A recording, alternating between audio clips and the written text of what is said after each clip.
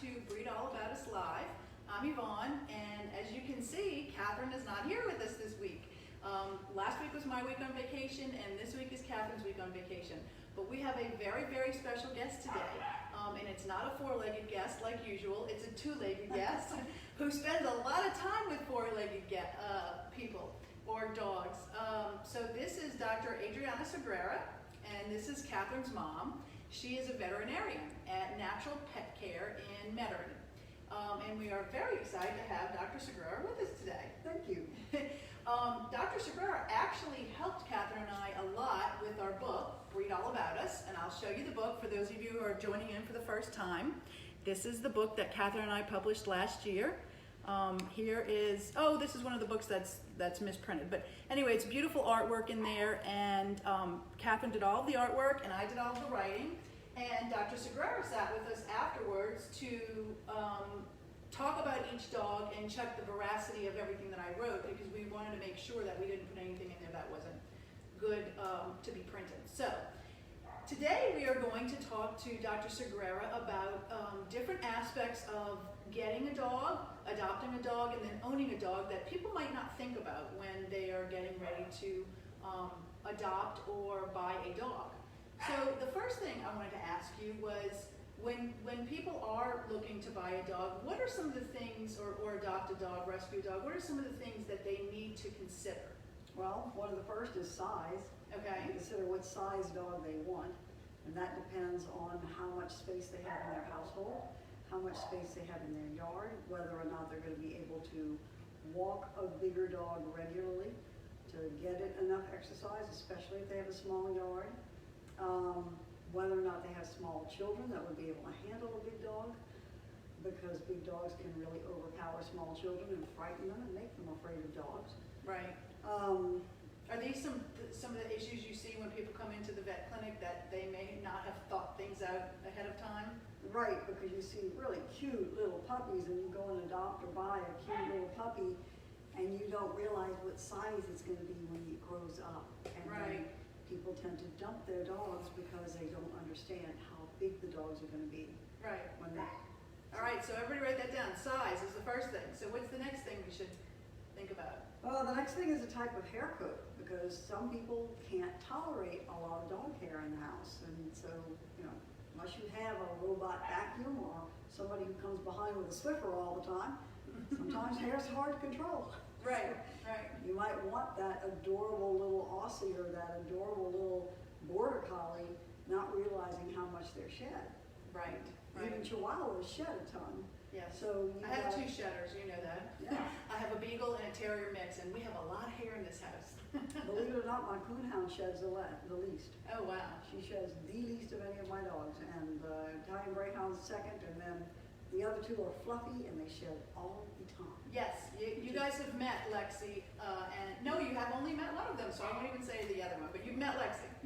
And it takes a lot of brushing and combing with a longer coat. It takes different kind of flea protection with a longer coat and a lot more care. And if your dogs are a Silky or a Yorkie or a Maltese, then you tend to have a dog with more human-like hair coat, and you're going to have to bathe them a lot, comb them a lot if you want to keep them full-coated. If you have a poodle, that's, you either learn to groom yourself or you get a groomer. So it's a big consideration what kind of hair coat and how much time you want to actually spend with that. Good information. I hope everybody's got their pen and paper for this. So size, hair coat, and what's the next thing? Well, the next thing is their level of energy, how active they're going to be. Because you might think that an older dog would be inactive, but that's not necessarily true. If you have a Border Collie or a Sheltie or some kind of hunting dog, as they age, they might get slower, but in that 2 to 10 year range, they're going to be pretty active, and they're going to need interaction. They're going to need somebody to, like a lab, for instance. They're very active, and they need somebody to take them out, play ball with them, play frisbee with them, run with them, take them to the park, change their scenery all the time, because they're busy dogs.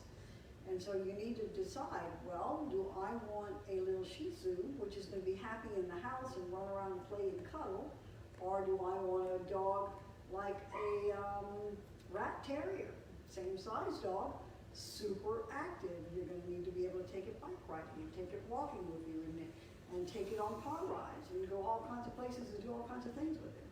Then you've got to decide whether or not you want to travel with the dog. You want a dog that you can take with you, or you want a dog that you can leave at home.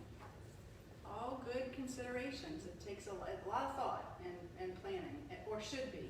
Yeah, Some people don't do one it. thing that I forgot to mention about size that is really very important is if you're an older person like I am getting a dog and you want to get something along the lines of a 70, 80, 90 pound dog, think about where you're going to be in 10 years. Because in 10 years, that dog's going to start getting arthritic. And you have to decide, am I still going to be strong enough to handle that To dog? take care of that dog. Because that should come into play when you decide to get a big dog. Am I going to be able to handle it? Or vice versa, if you decide to get a little tiny chihuahua and you've got 3 big boys in the house and they're running around like crazy and they're likely to step on or fall on accidentally the chihuahua, maybe that's not the right kind of dog. Maybe you need something a little tougher, like a rat terrier or a Lab, maybe. yeah, but I'm thinking on the small size. Small size. Yeah, Parsons Terrier or something like Yeah, that. yeah. Tougher dog. Or my dog. Schnauzers. Or your dog. He's a Schnauzer mix. Yeah, Schnauzer Terrier mix. Yeah. Okay, anything else we should look for besides those 3? That was size, hair coat, and level of energy. Oh, there are 2 other things that are pretty important. Number 1, if you rent, will your landlord let you have the dog? A lot of people think, oh, my landlord's going to fall in love with it, and then they're going to let me have it. Not the case most of the time. So if your landlord gives you a size limit on the dog, make sure your dog is going to be within that size limit, or you will probably be finding a new home for the dog, or a new home for both of you, Right. which would be fine. Right. But all too often, it's usually the dog that suffers. All too often it's a dog. And the other thing you need to think about is insurance. And I don't just mean, can you buy insurance to cover your dog's health? I mean, how homeowners insurance allow you to have that dog and still cover you? And there are certain breeds that homeowners insurance excludes. Pit bulls are one of them, pit bull mixes. And you can sometimes get away with calling them a boxer mix, but not if they have a certain look. Right, So, right. and some homeowners insurances exclude Great Danes, and they exclude Rottweilers, they exclude Dobermans. There's a whole bunch of dogs that they exclude. So you need to pay attention to that and factor that into your choice, especially if you're going to buy a breed, a specific breed, because you're spending a lot of money on that breed. You want to make sure you can keep it. Right, right. Okay. Well, Dr. Sagrera and I actually talked a little bit before this, and we wanted to give you some guidelines on how to adopt your dog or buy your dog. But the next thing I asked her to address for us, because I thought this was very important as well, is other than, food and shelter and regular exercise and shots, I mean, the obvious things that we know when we're getting a dog, what other things do we need to keep in mind when we are going to become a dog owner? Well, keep in mind that dogs tend to be like a 3 to 7-year-old child. So you have to decide, are you going to be able to keep that dog mentally active? Do you want to keep that dog mentally active? And some breeds are easier than others. Some breeds you take them outside and teach them to play ball, and they'll play ball with themselves. And they have toys that you can teach dogs to use, like automatic ball throwers, or smart dog toys or things that you can teach them to use to keep them entertained. But you're going to have to want to interact with them. You're going to have to want to teach them to sit, stay calm. You're going to have to want to make them recognize that you're master and you're God Almighty as far as they're concerned, and the giver of all food, so they're going to do exactly what you want them to do. So you're going to have to want to pay attention to whether or not they're getting enough social interaction. They're stuck in the house all the time, they become fearful. If when you get a puppy, you're anxious about leaving the puppy at home, and you get worried about, oh my goodness, I hate to leave him at home, oh, I feel so bad. The dog picks up on that. So then, the next time you leave the house, they're upset because you're leaving them, and they know it makes you upset. And then you develop a dog that has separation anxiety. And now you have to try and undo that, and that's not very easy. And you had mentioned earlier when we spoke about the space that you're leaving them in as well. You need to have the correct space and be comfortable with that if you're going to crate training. Right, you have to decide, well, do I feel like I can crate train a dog? Am I gonna be so guilty that I can't leave it in a crate? Right. Even knowing that that's the best thing. I mean, it's like leaving an infant in a crib. This is, or a playpen. This is where they're safe. This is their safe space. This is where they're gonna stay until they know enough to come out of the playpen and be a good dog. So you have to be comfortable with what you're gonna be doing. Yeah, I think we can all tell that a lot of thought should go into that decision. And a lot of it is for the dog's benefit, but a lot of it is for your family's benefit as well. You want everybody to be happy, and you don't want any problems, and you certainly don't want to adopt or buy dogs and then have to bring them to the shelter, because that's just not a good situation. So thank you so much for all of that wonderful information. And thanks for being our special guest today. I do have a couple other things to say. We did actually have a winner, which we're very excited about because we hadn't had one in a while. Somebody got our not dog clue, and it was Scotty Vermalion. I hope I'm saying that correct.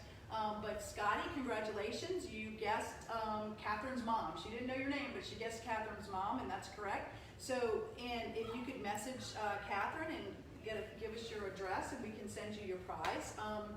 For those of you who don't have the book, this is it. It's Read All About Us. You can get it at kakartnola.com. That's KAKARTNOLA.com. And then Catherine and I can sign it, and we can personalize it for you as well. And I think that about wraps it up. I'm sorry, one more thing. If you are in need of a vet, Dr. Sagrera runs Natural Pet Care in Metairie, and it's a wonderful place. My dogs both go there. My son actually worked there a little bit this summer. She's a wonderful veterinarian, and so if you are looking for something new, or if you're new to town and you're looking for a vet, definitely check out Natural Pet Care. And again, we really thank you for coming on today, being our special guest. We will be back with the regular show next week, so tune in on Sunday for the clue. Tune in on Monday to meet the dog of the week, the breed of the week, and we hope you all have a great week. Thanks so much. Bye-bye.